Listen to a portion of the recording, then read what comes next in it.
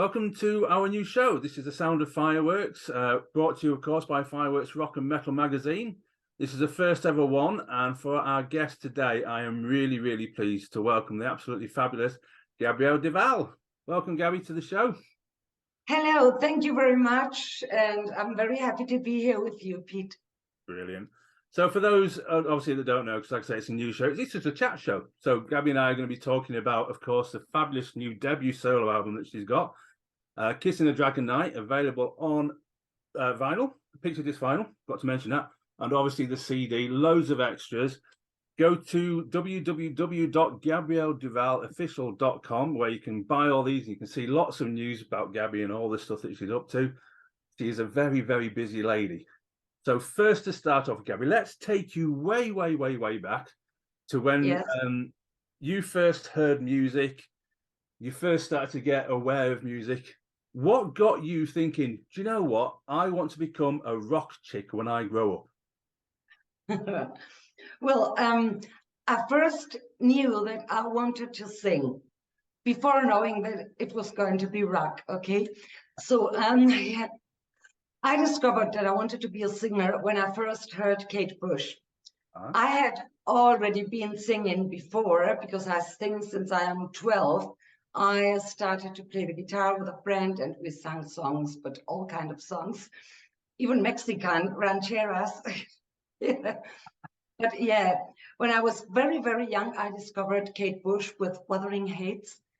And I fell in love, absolutely, not with Kate Bush, I fell in love with her music. And then I started to buy her records. And it was amazing because there was no internet, and the only way to buy an album was getting to a shop, a physical shop, to buy the album. So she was not very demanded here in Spain, where I live. And so I always had to pre-order the albums in Madrid, because I don't even live in Madrid. I live well, about half an hour away from Madrid by car. So I pre-ordered the albums there, and I was so excited and waiting, and I got there and it had not arrived yet. And well, that's how I got trapped by music totally. I got so hooked. And so I started to sing her songs and learned to sing with her voice. And also with some folk, British folk music, like, for example, or rock folk, Stila Span, or John Renbourn with Jackie McKee. So something totally different to rock, or maybe not so totally different, but well. I also fell in love with Mike Oldfield's music a long time ago, but there was not so much I could sing there, only some songs, and you know that I've used one of them. So, and rock, I discovered rock music with Boston, what is, well, it's incredible that now I have a certain link with that band, you know, and with Kansas. That's how I discovered music. Well, then in the 80s, I loved what everybody else loved, you know, Bon Jovi, or all these popular bands when melodic rock became so popular. What made you actually want to get up on stage, though? Because it's one of those different things, isn't it? Sometimes being a recording artist and then actually getting on stage. What actually drove you to think, you know, this is what I want to do, this is my passion, this is what I'm going to go for? Because everything else was boring. Yeah. I spent, when I was a teenager and so on, I spent a lot, no, not a lot of time, all the time, listening to music, singing, playing the guitar. I never looked for friends. I looked for musicians since I was 12. And so my friends were musicians. I had a friend who played the piano. I had another friend who played the flute. I had many friends, they all were musicians. So that's the way I enjoyed life. And I even started writing songs when I was 13, and they were not so bad, because I've been listening to them a couple of months ago, because one of these musicians friends, musicians had kept them, and I listened to them, and they were quite okay. But yes, I knew there was nothing else I could do. Even so, I studied archaeology and history, and I love that too. But what I love to do is music. So when you discover the only thing that makes you happy is playing or singing music, there's nothing you can do to fight that, even if you try, and I've tried several times. Wow. With so your first band that you were in that we sort of know about was Ying-Yang? Ying-Yang? Ying-Yang, yes. Well, the first band was Gandalf, but I was 12, so I think it does not count really. We played live and so on, but no, it was totally different. My first rock band was Ying-Yang, and this is a very funny story. Going back to Gandalf, what did you play there? Tell us all the beans. You know, spill all the beans. Let us know. Was it a rock band? Was it a country band? What were you? Go on. Well, Ying-Yang was. You're asking for Ying-Yang, yes? Gandalf. Yeah. Gandalf. Gandalf. It was more folk country music oriented because there were 2 acoustic guitars, a bass, and a drummer, but we never let them play. So we tried with drums, and it was so noisy. Stop! We don't need a drummer. So it was only 2 acoustic guitars and a bass, and me singing, and that was all. It sounded nice, but it was, yes, folk country oriented, even a bit bluegrass at the end. So nothing to do with rock. But I stopped doing that when I was 16, I think. Yeah. And there's no records available that we can get to surprise you with your past on them? No. Fair enough. I have some demos, but no. So there you have it. If you can find any demos of Gabby in Gandalf, let us know, because we'll be interested to hear them as well. I don't think anybody else has them. Well, maybe they have them, but I don't think they know where, because they are all in cassettes, you know. Fair enough. Right, let's move on to Ying-Yang then. So how did they form? How did you, get the idea that was it, that's what you're going to do? Yeah, that was very funny because, I was still playing with Gandalf and also my own music, and with a guy who played the piano and the violin. I was in different bands, So one day there came a guy who said that they needed a vocalist because they wanted to participate in a rock contest, the most important rock contest in Spain. It was once a year, and the name of this contest is Villa de Madrid. It still exists, okay? And this was something very big, you play in a huge,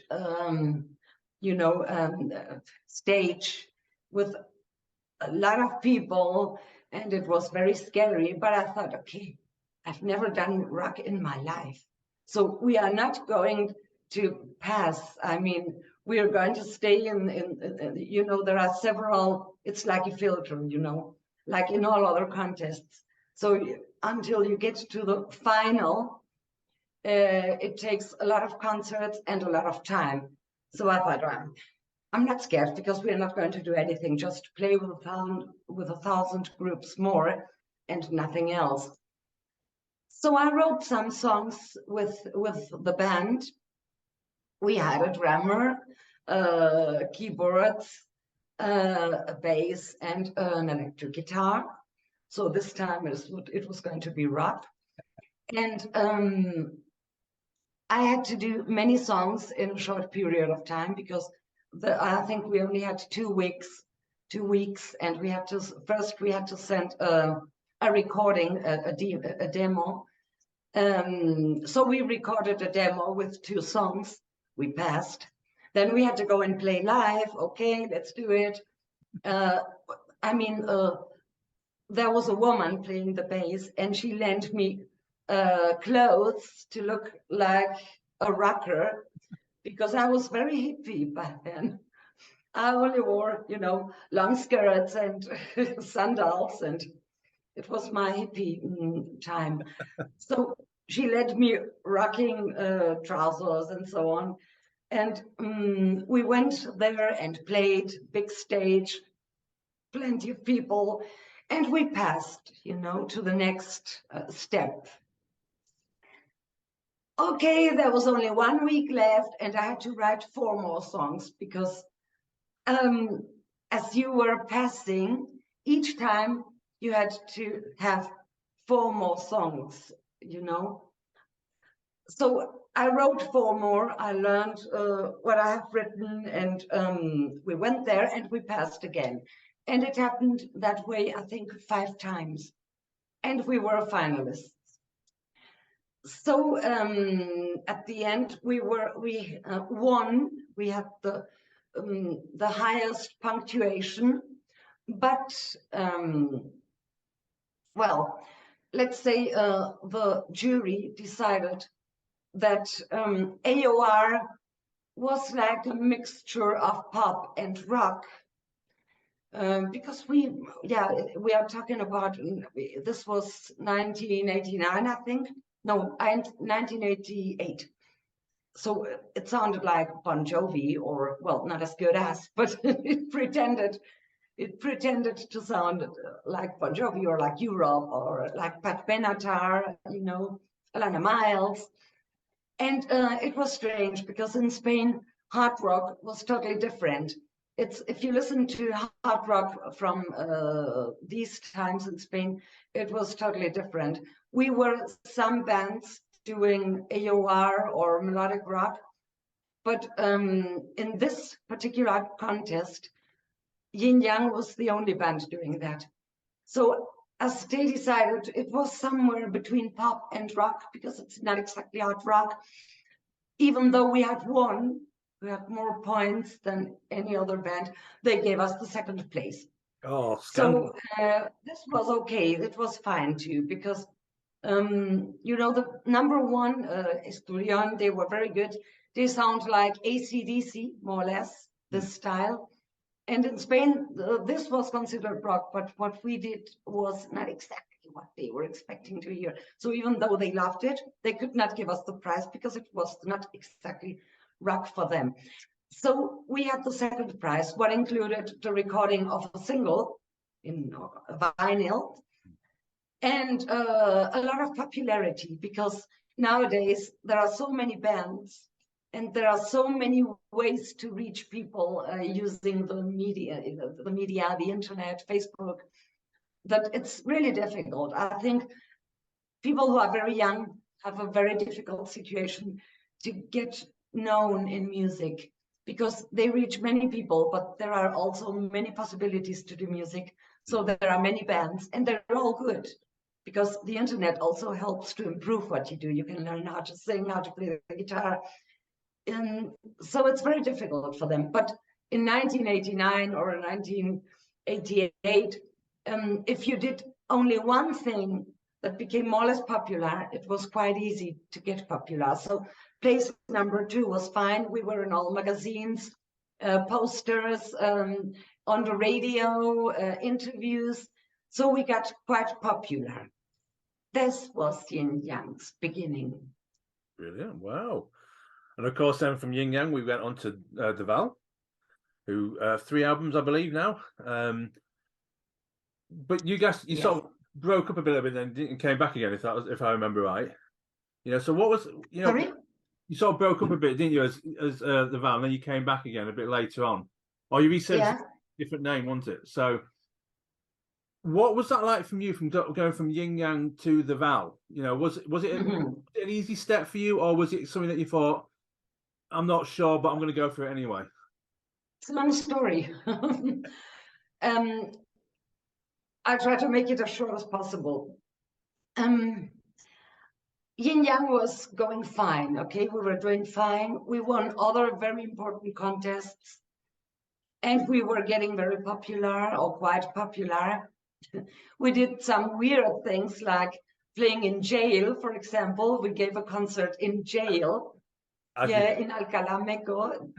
And, you know, these guys, they were incredibly polite and nice and silent and listening. It was the best audience. You would not believe it, but it was very funny because they had to inspection all our clothes, and we had to leave all the screwdrivers to the police. We could not take them in, and it was very funny. My parents still don't know, but I will keep it secret. Well, so we kept on doing things for quite, well, it's not quite a long time, only till 1991. In 1991, unfortunately, our guitarist, who had been the drummer at first, because we changed the name Ying-Yang for the Val, but it was D''Val, when Iñaki, the guitarist, went to the drums, and we got Alfonso Samos on the guitar. We changed the name, and we went on as de Val. We also did a lot of things. We gave concerts, and we recorded some demos. It was funny because some of the demos we recorded are in Spanish and others are in English, because we liked them both. So as we were free, because we had never signed a label or something, we did what we wanted to do. So for each song, we decided if it was going to be in Spanish or in English. And then Iñaki, who was playing the drums, well, died in a motorbike accident. He was 22. Bless him, rest in peace. It was shocking for us, you know, and we were very young. We had never been in front of such a thing before. And it was very hard. So we tried to go on playing together, but we could not do it because we could not get another drummer, just as if nothing had happened. So we separated. But we did never separate the band officially. So I played with other bands. I've even been doing some jazz and many other things, and writing music. I even had time to become a voiceover artist, so I kept on using my voice. But in 2010, we joined again. As we had never separated officially, we didn't even tell anyone. So the feeling we had in 2010 was that we were going on with what we had started in 1988. Yeah. So what we did was record an album. The album we would have wanted to record in 1989 or 1990. So what we did is try to recover the sound from the 80s. But this was not an album we did in order to be sold or to get to shops. So it's more like a demo on a CD that we wanted to have for ourselves to close the circle. Fortunately, Alfonso Samos, who's the guitarist in the band, has become a great musician. He went on doing music and played with all the most famous artists in Spain. So he finally had money enough and had a recording studio. It's not a very, it's not a huge recording studio with all kinds of things, but he exactly has what he needs and what he likes to use. So we recorded it there. But we did it with what I call fake drums. Yeah, because it was only for ourselves. And even though we had a drummer, because the drummer from the first Ying-Yang came back and we joined the whole band Ying-Yang,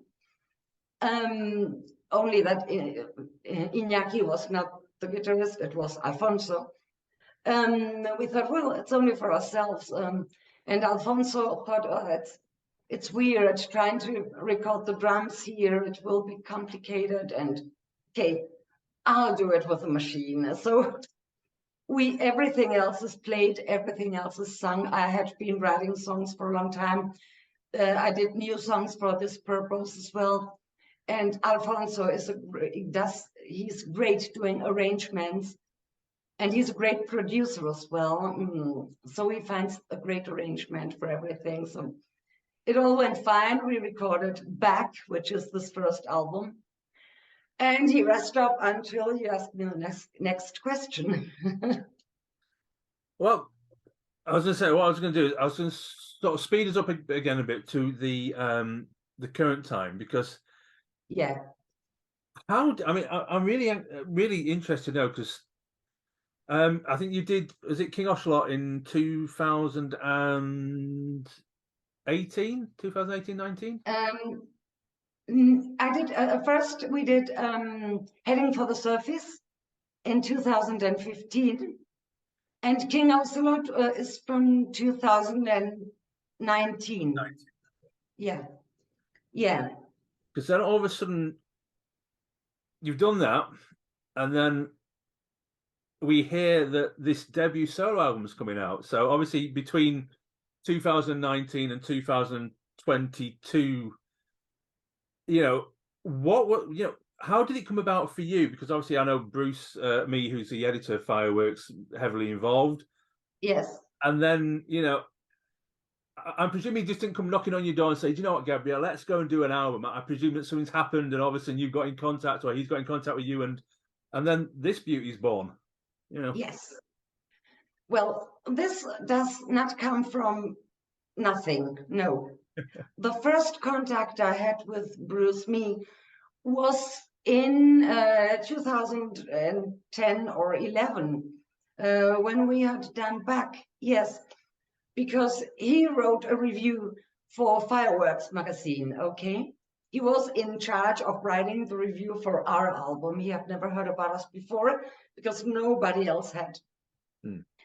What I don't know is how he got the album. I'm not sure about that, but maybe through Rob Evans, because I think the first person I was in contact with in the UK was Rob Evans, who wrote for the magazine as well, I think. Well, I don't know how, but he got the CD, and he did the review, and he said, okay, the album is, well, it's okay, more or less. Okay, I like it, but a bit soft, right, okay.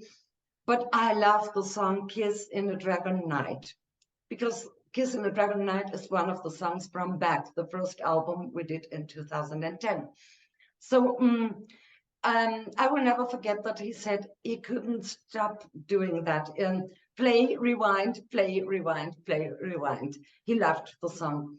So I think somehow in his head, the idea of doing something with the song remained. So I kept on doing things with the Val. So we did Heading for the Surface, and yes, we had some interviews on. We had an interview on Fireworks magazine as well. So I kept in touch with Bruce and then we did King Ocelot, and I was still in touch with Bruce We even met once here in Madrid, because he has friends here. And I joined his friends and Bruce in a dinner, at a dinner in Madrid.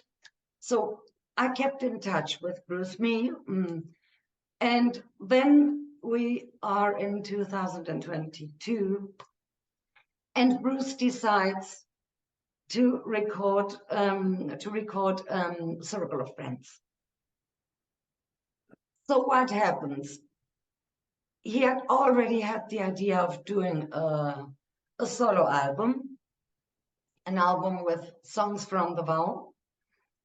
And he thought, well, maybe we could try first to see how it works, how we can manage that. She's in Madrid, we are all in the UK. How can we do that? Let's try with Circle of Friends. So Circle of Friends is a great album. I'm absolutely in love with this album.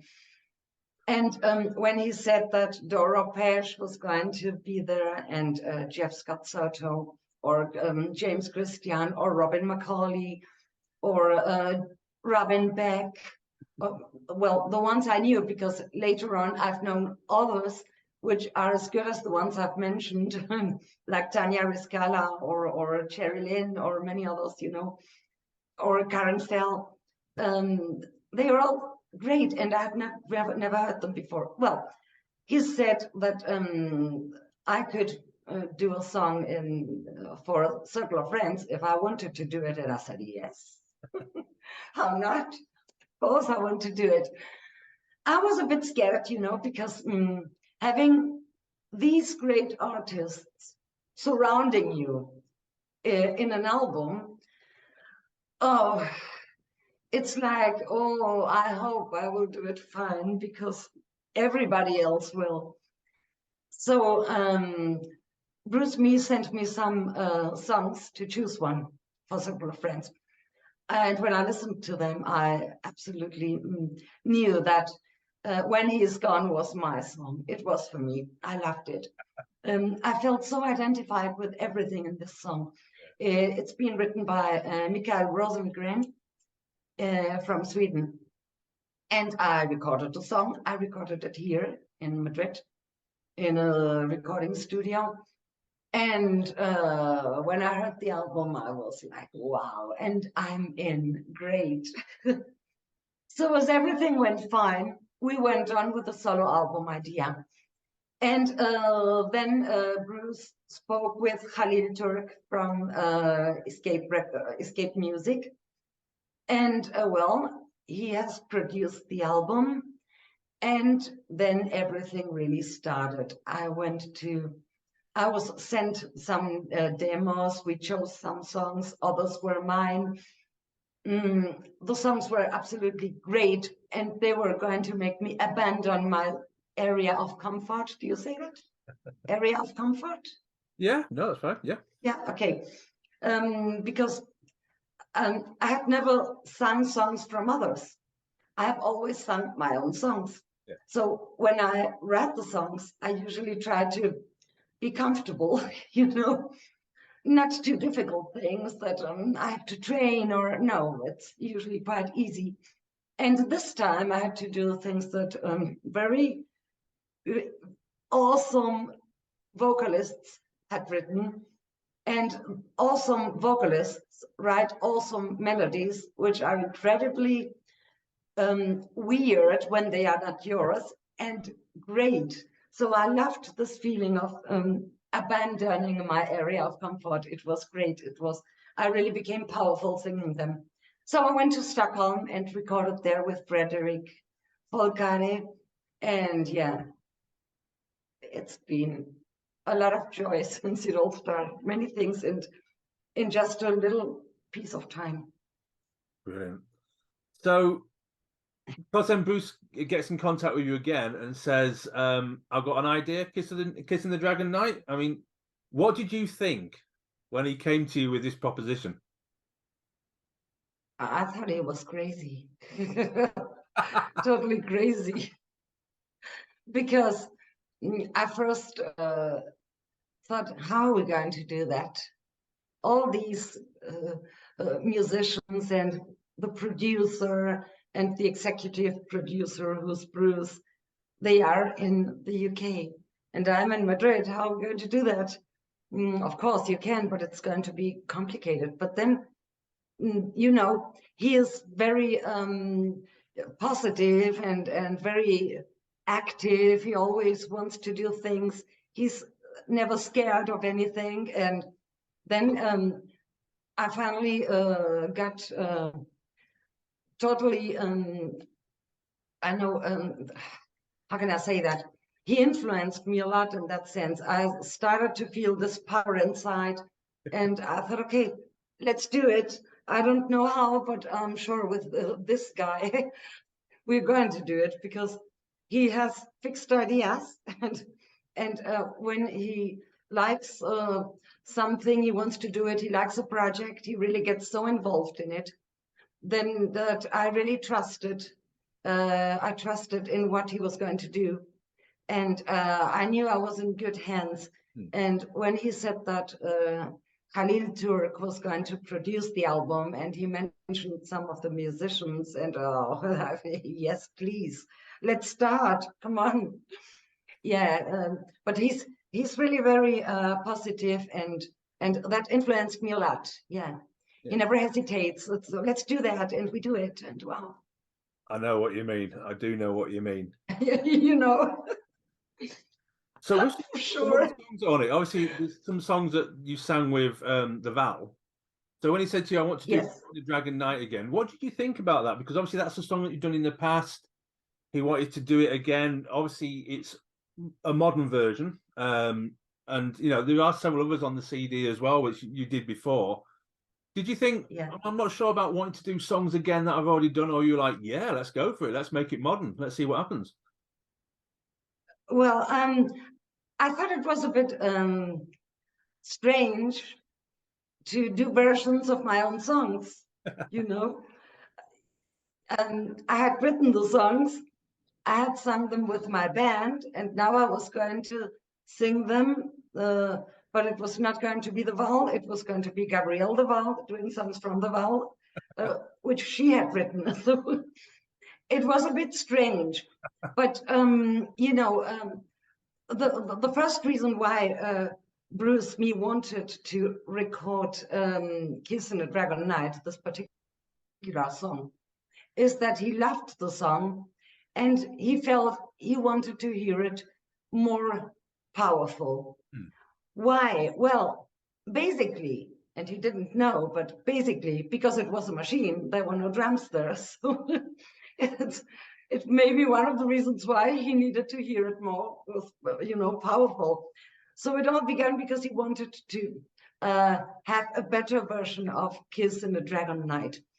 So I thought it was a good idea because I had been thinking the same since 2010, and the other members of the band as well, because the CD, I mean, the album spread all over the world. We even sold a lot of CDs in Japan, and vinyl records too, because we did it in vinyl, 2 vinyls, because it's a very long album. And we were not expecting that. And the band was not having time at the moment because due to the COVID pandemic in Spain, we had been locked, we had a lockdown, for over 3 months. But not like in Britain or in Germany or in France. No, you could not leave your house. I'm claustrophobic, so thank God I live in the countryside and nobody could see me if I went out. So I went out with my dog and took long walks, but it was terrible for everybody who lived in flats and could not leave their houses. And the problem is that we had just done King Ocelot and we were going to present it in a concert just the day when they closed everything. So it had been announced everywhere and we had to stop there. So what happened? That we had never we had never tried to get a more powerful first album because we had been doing other albums. So when Bruce came up with this idea, I felt happy because I wanted to hear it more powerful as well. Yeah. So that's how, and then he thought that, well, he and Khalil Turk thought that Robin McCauley would be perfect for the song. And then we thought, oh, why don't we do more duets? Because it's a way to make the songs a bit different, you know? Okay, in Bach, they are not so powerful, they are different, but the melody is basically the same and so on. So for me, it was great when I knew that I could do duets with these songs. And also because I feel more like a songwriter than like a vocalist. I am a vocalist. It all started when I started writing songs, so I feel more like a songwriter. Yeah. And having the songs sung by other voices, totally different, male voices, I mean, men singing the songs, it was so exciting. I just couldn't wait to listen how they would sound like. Yeah. And well, so we chose 4 songs from the album, and we did duets with them, except one, "Pay for the Lonely Nights," in which only I sing, but this has a story behind as well. Oh, well, okay. One of the other songs I do want to touch on, and you mentioned the great Mike Oldfield anyway, who's obviously a hero of yours, "Moonlight Shadow." I mean, that seemed to catch a lot of people's imagination. I mean, it's an absolutely fantastic version. I mean, I love it. My family loves it, and everyone I've spoken to that's heard it always says the same thing. "Moonlit Shadow," brilliant. What was it like for you though, taking on a song like this? Because obviously it's so iconic. Mike Oldfield was, you know, it was his song for so long. You've come along, a totally different version. But for you, you know, when they said to you, right, what we want you to do is we want you to just sing "Moonlit Shadow." I mean, what were your initial impressions of that? Well, I've always wanted to sing "Moonlight Shadow." And I think I had told Bruce Mee once that I love Mike Oldfield, once or twice or 1,000 times probably. And he knew that I liked Mike Oldfield. And the same that happened to him with "Kiss in the Dark Night," he wanted to hear it with more power, "Moonlight Shadow." So he said, I had suggested doing "Moonlight Shadow," and he absolutely loved the idea. And he had thought the same. It's incredible. We had both thought of "Moonlight Shadow" for a version. And it was risky because, you know, fans of Mike Oldfield like Mike Oldfield. So it's very difficult taking a song out of its original way, you know, of its original mood, the Stratocaster and, you know, but Frederick Folkari, who recorded my voice in Stockholm and also mixed the album and plays most of the guitars, not all of them, but most of the guitars and the bass and well, and Johan Kullberg on the drums. Well, they all did such a great job with the song. When I listened to the to what they had done, I was so excited. I just couldn't stop to sing it. So I was very happy to do so. And I tried, you know, the music is stronger than the original, and the voice is only a bit stronger. It's stronger as well, of course. But I tried not to separate too much from the original with the vocals, because it's very iconic, as you said before. Yeah. And if it's very iconic, you can do 2 different things. Number one would be doing something totally different, what I did not want to do. And the other thing is, well, yes, you get it to the rocking side, but you don't get too far away from the original. And I think we really achieved that. And yeah, I love the way it sounds. I got, you know, for an album, the songs are absolutely fantastic, and I could spend ages talking to you, Gabby, about each single one. But obviously, those are things I want to cover. And good old Zoom only lets us have so much time. But one of the things, I mean, it's a who's who list on here, isn't it? We've got Steve Overland, Terry Brooks, Robin McCauley, Mick Devine, well, the list goes on. I mean, when these names were mentioned to you and they said, right, we're going to put these people on your album, what did you think? I thought they were joking. Yeah. You know, like Steve Overland from FM singing "Natural High" with me. This is a gift.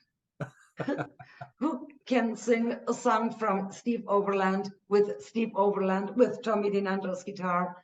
Yes. You know, it's I thought they were joking, because I still had no time to realize that these guys, and I'm talking about Khalid and Bruce, do what they say they're going to do, always. Yes. Really. And then I also, it was true, it was not a joke. And they, for example, when they mentioned that the guitarist from Boston is going to play in one of the songs, and asked, "Oh, a guitarist from Boston, from the city." No, Boston, the band, Gary Peel. Oh, Gary Peel from Boston? Oh, it was so crazy. I was, overwhelmed. And all these guys have such incredible voices. And, Eric Ragnar with his keyboards, and all the fabulous guitarists we have there, even the participation of there are many. I think of names, and I think of so many that Lee Small, for example, or yeah, there are so many. Tommy Dinander, Steve Mann, such great names, and the vocalists. I have to talk about them. One of the songs, "Fight for Love," has been written by Mick Devine and Frederick Burke. And when I listened to the song, I was totally in love with it. And when I heard the song with Mick Devine's voice, it was astonishing, because what I thought was, he sings the same way I would sing if I were a man, the things he does with his voice and so on. When I listened to Robin McCauley singing Kiss on a Dragon Night, there's so much magic in his voice.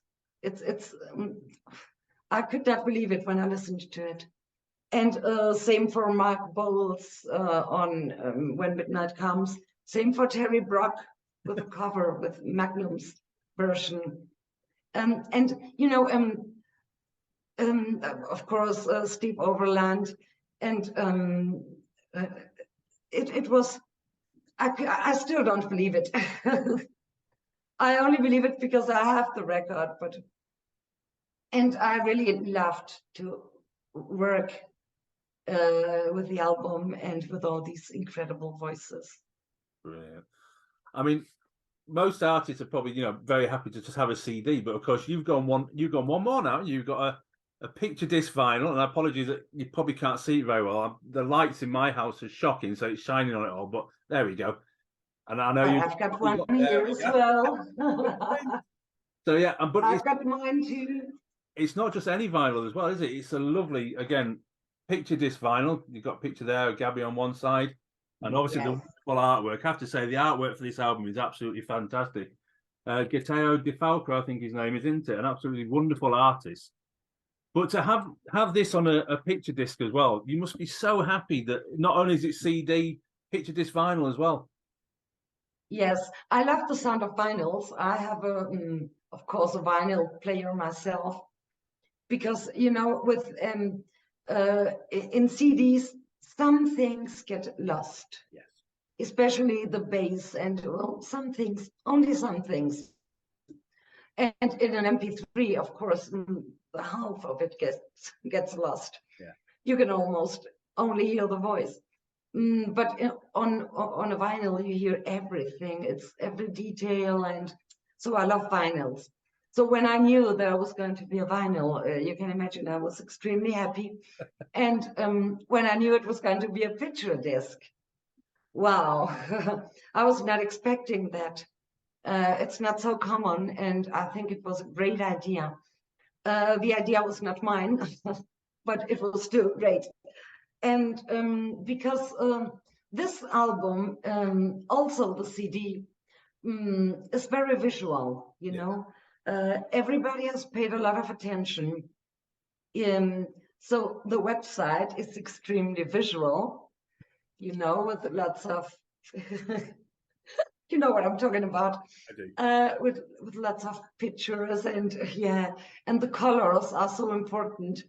And the CD is very beautiful. It has the cover done by Gaetano Di Falco, who's an Italian artist.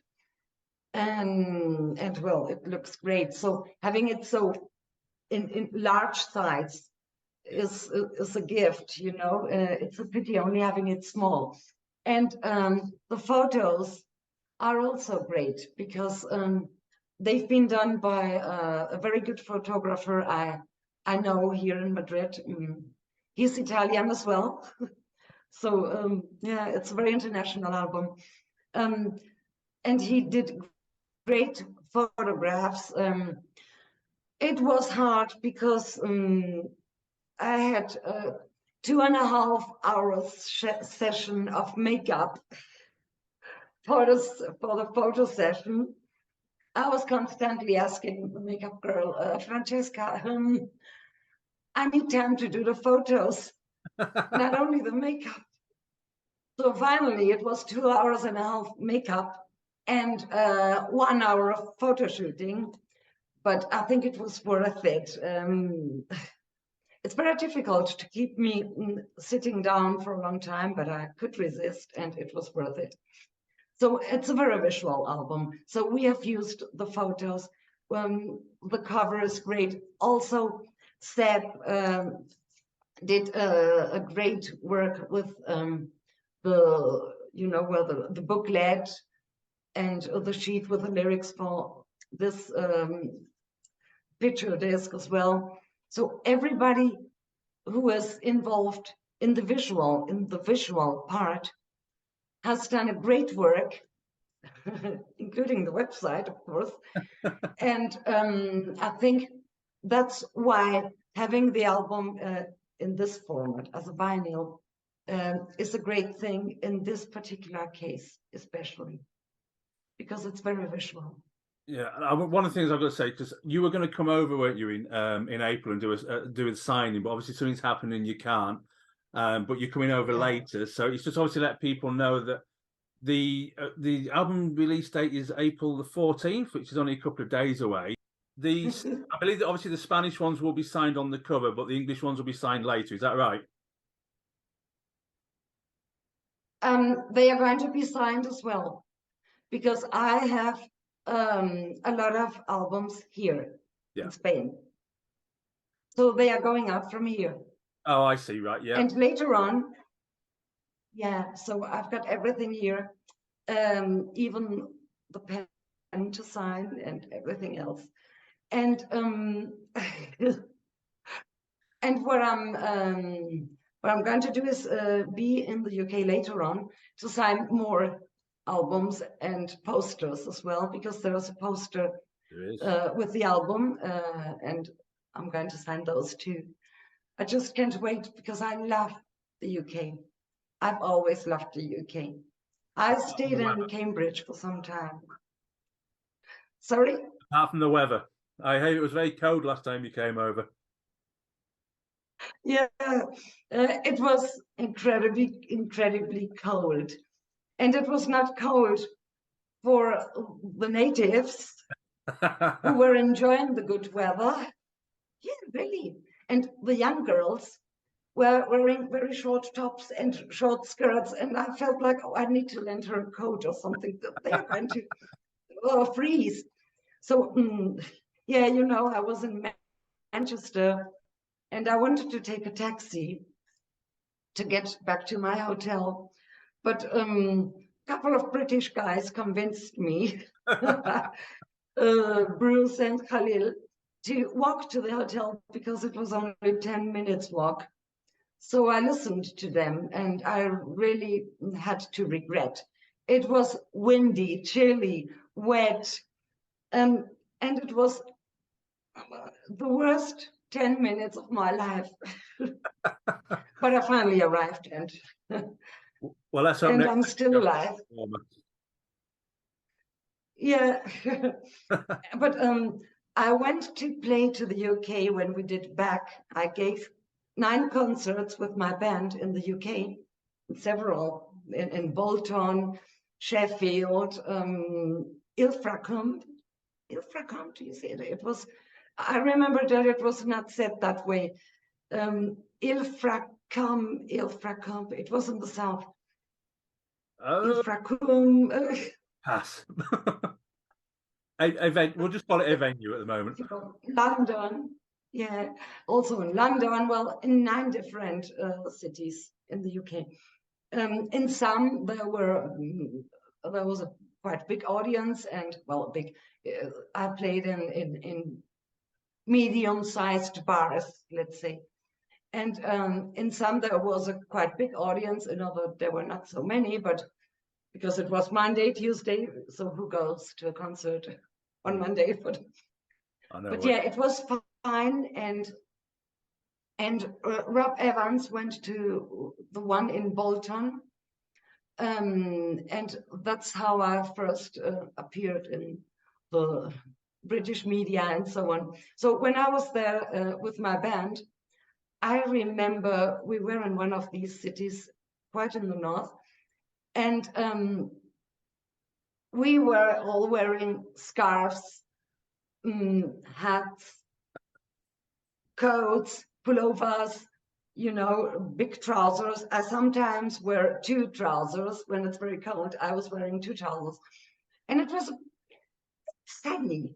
There was a little sunshine, and we suddenly saw all the British wearing short trousers, sandals, and T-shirts. No, please, what are they doing? So I think, well, I don't think they would survive here when we have 44 degrees centigrade. That's crazy. Right, let's look ahead a bit now. So obviously, Kissing the Dragon Knight doing fantastically, and really impressively as well. You've got a Japanese release, which is something that, you know, it's not the easiest thing to do, but they came about it because they heard one song, didn't they? They liked Moonlight Shadow very much. Yeah, I've heard, someone has told me that when they listened to that particular song, they decided to sell the record in Japan. Yeah. What's great for me, because the records from the Val have been sold in Japan, but they were the same record. I mean, just import records. Now they are being manufactured in Japan, and I just can't wait to get my copy, because, you know, I love the Japanese writing, and I in general terms, I love everything in Japan, you know. I love that culture and the people, and it's incredible because, you know, my son speaks Japanese. He learned Japanese and he speaks it and understands it perfectly. Oh. And on Twitter, because apparently in Japan they use Twitter, not Facebook so much, or Instagram, they use Twitter a lot. Every day he sees lots of good comments about the album, great comments, and they are even playing the songs on the radio. Brilliant. So this is fascinating for me, and I'm really grateful for it. Apparently,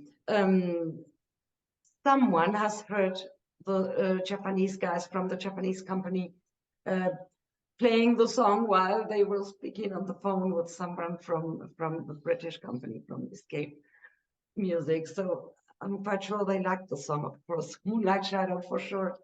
Fantastic. Right. Now, I want to mention the follow-up because I know you can't tell us too much because obviously, you know, things are still happening and things are still going on, but yes. Tears of a Dragon, I hear. Sorry? Tears of a Dragon, that's the follow-up album?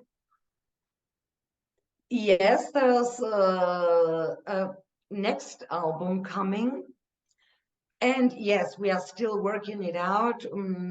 We are still joining the songs. It needs to be balanced, you know. It's not so easy joining a group of songs for an album because we need a balance. Yeah. So we are still working it out. but some songs have already been done. You know, the first songs, the idea for the album came because when I was in Stockholm in Sweden, we recorded too many songs. And we could not use them all for Kiss in the Dragon Night because they were going to be too many. So we left some outside of the album. They were as good as the ones we chose. We just had to choose some because we could not have such a big amount of songs in the album. So we have some of them ready. Also with friends, with great friends, great vocalists, great musicians. We are already preparing new songs as well. And I'm doing the songwriting with Bruce because he's a great lyricist. Do you say it that way? He writes great lyrics. So I'm very lazy to write lyrics because it takes me quite a long time. As I do it in English, I write the lyrics in English always. There are some things I have to check out if it's usual saying it that way or if it would sound unnatural. So I write them in English, but it takes me a long time. So having Bruce there is a great help. He loves doing it, and I love writing melodies, and I think we are making a great team together with Frederick Folkari, who's also co-writing the songs, because I play the guitar, but I wouldn't say I'm good playing it. I would say I'm quite bad playing the guitar. So I only use it to help myself to write the songs, but I'm not a guitarist. So Frederick Folkari, Bruce, me, and I, together, we are writing songs. Yeah. And we are also choosing songs to do a couple of versions. So this is still in progress, but I think it will be ready quite soon. Brilliant. I'm going to ask you one more question, mainly because Zoom's telling me we're running out of time yet again. But obviously your band, you're doing a show very soon in Madrid. Are we going to see you over in the UK? Yes.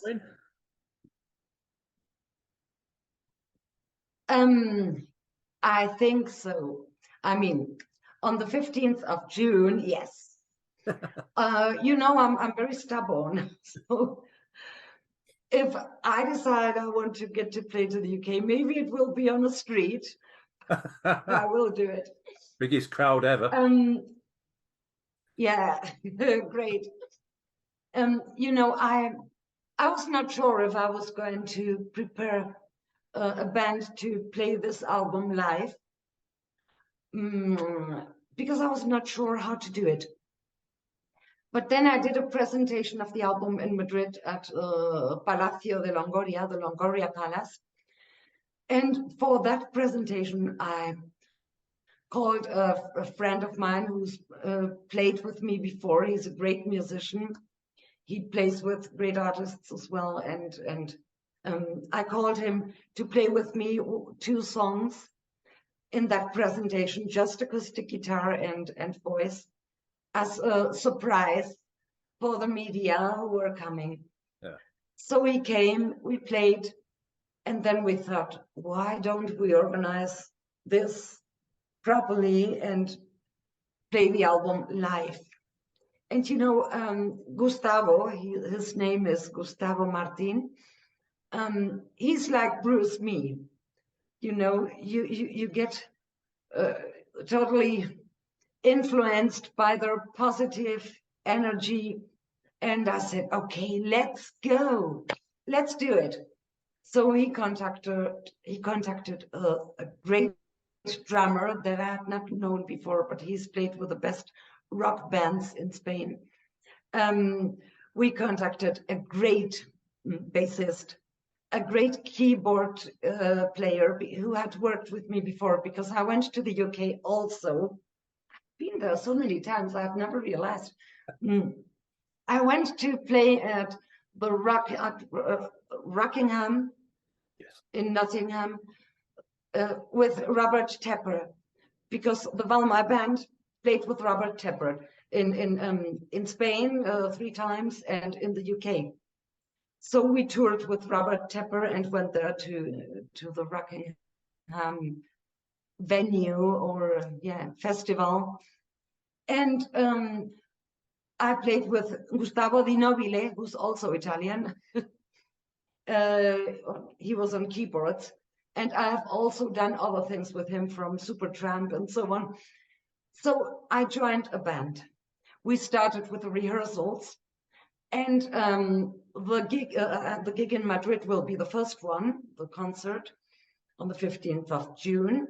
And I want to do others. We're also going to other places in Spain, and I want to get to the UK. I need to get to the UK because this is a very international album. It's British, it's Swedish, yeah, because some of the musicians are Swedish, and I have recorded it in Sweden, and it's very Swedish. It's Spanish, you know. Well, I'm the only Spanish one there, and it's only one half, but because the other half is German. But it's Spanish as well, and it's Italian because of and American as well, because many American musicians are involved as well, like Eric Bruckner or like Gary Peel, for example. So first of all, it's British. So I would love to get there and play it live. I really don't care a lot if there's a big audience or a small audience, but I want to do it. It would be fine, yeah. So I hope someone will call us to get there and play. Maybe a festival or something. Yeah, that'd be, I mean, a festival. Yeah. Yeah, but somebody call Gabby, tell them to come over. And, yeah, okay. What, yeah. I mean, obviously, you know, it would be brilliant to see you live. It would be brilliant if you can come over and play. We're all looking forward to it. But all I can say to anybody that's thinking about it, buy the album. It is superb. I mean, again, you know, the songs are brilliant, the cover's brilliant, everything about it is just brilliant. You know, I mean, you must be so proud of it. Thank you. Yeah, I would recommend everyone to get the album. Just a second, I'm going to turn on a light. Maybe you don't see me anymore, or can you see me properly? I see you, yeah. Yeah, you see me, okay. We still have daylight, but it's starting... Well, the sun is starting to get, you know, go down. And well, I would recommend the album to everyone who loves melodic rock, but not only, because I think it's not, it does not exclude other styles. It's very rocking, but many people maybe don't usually listen to melodic rock would love it as well. And I would recommend to get the vinyl, because there are only 500 copies of it. It's totally exclusive. They're going to be sold out quickly, I think. And each of the copies is signed, like this one. And this is something very special, you know. Each copy I sign is very special to me, because it means a lot. And well, I would also recommend people to get to melodic rock concerts in general, not only mine, and they will enjoy a lot. Because many people listen to music but don't go to concerts. It's very true, very true. Gabby, it has been an absolute pleasure to talk to you. I knew it would be. I mean, I've got to say as well that if you want to read more about Gabby, she's done a fantastic interview in issue. Oh, crikey! Here we go. Where are we? There we go. Issue 102. Yeah, now it's perfect. Now we can see it. Yeah, it's a great spread. I think it's about 4 or 5 pages. Absolutely brilliant. So this is available now in the shops. Obviously, I've got to do a plug because I work for them, but you know, it is a fantastic interview. Go and buy it. Again, Gabby, thank you so much for taking the time out to talk to us. I could talk forever with you. Thank you. Because you know there's so much stuff I want to ask you, but thank you so much. Yeah, next time I would like to interview you, because I have the feeling I've told you so many things and you have told me nothing. Well, that's how. So next time I will interview you. No chance. No, that'd be such a boring interview. So everybody, Oh no. Gabrielle de Val, this has been the first The Sound of Fireworks show that we're doing. We're hoping to do even more, get some more stars on it. So please keep watching the YouTube channel. Please keep watching our website. I'll leave all the links below and to Gabby's excellent website. He's got a very good webmaster, I must admit, who knows his stuff. So, you know, go and have a look. There's a stories like Gabby said. There's a story when she was over in Stockholm. There's the story when she was over in Manchester.